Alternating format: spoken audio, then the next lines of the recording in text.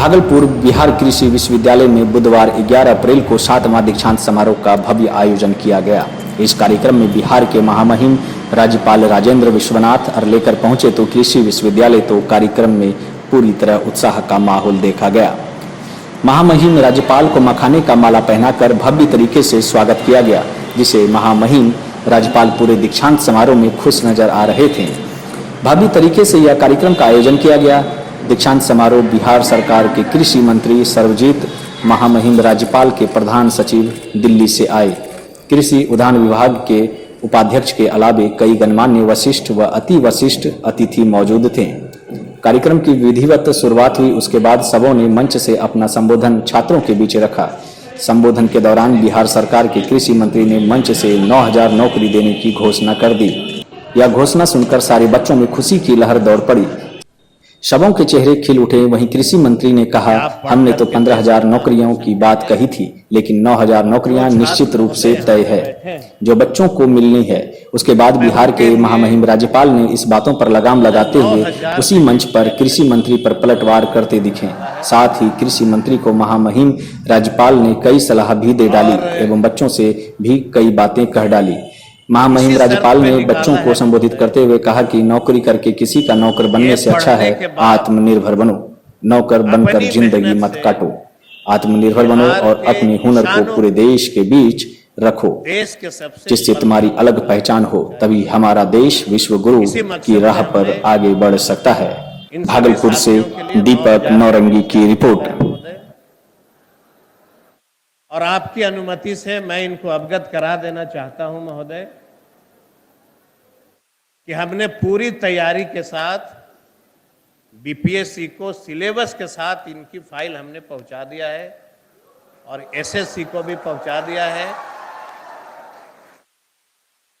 और महोदय, जब मैं बिहार के माननीय डिप्टी सीएम और सीएम के समक्ष इस बात को रख रहा था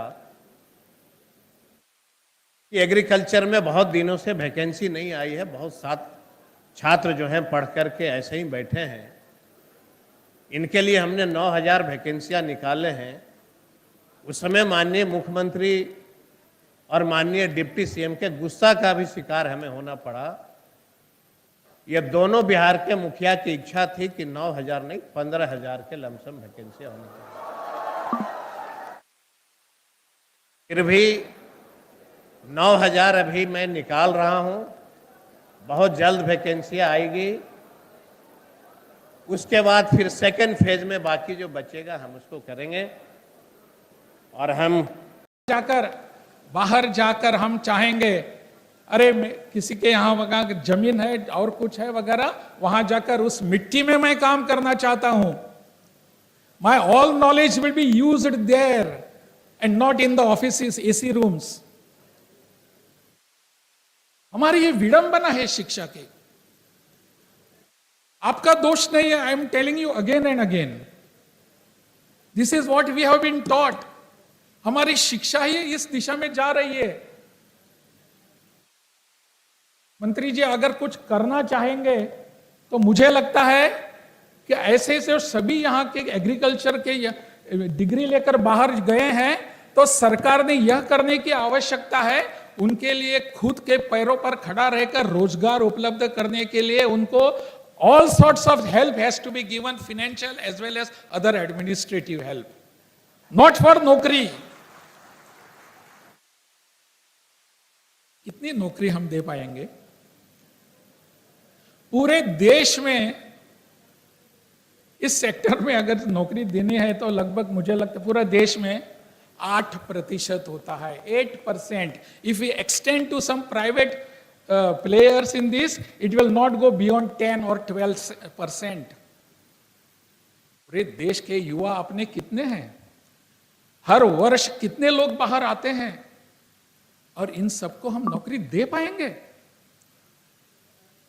नौकरी ठीक है, करनी भी चाहिए, परंतु इतने वर्षों से हमारी सोच ऐसी बनी है कि मुझे ग्रेजुएट बनने के बाद, आप ही की बात नहीं कर रहा हूं मैं, किसी भी स्नातक का, any graduate from any college, from any university in this country, he feels that after the certificate I must get a naukri, I must get some service in the government office, that too.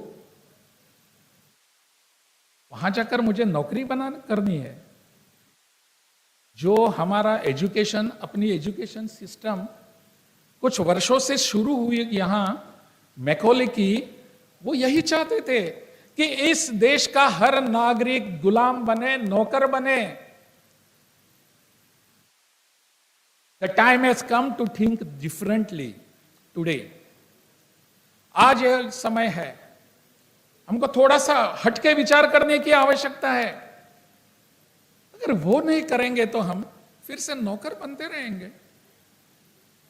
मैं एक पुस्तक पढ़ रहा था, एक economist ने अपने Indian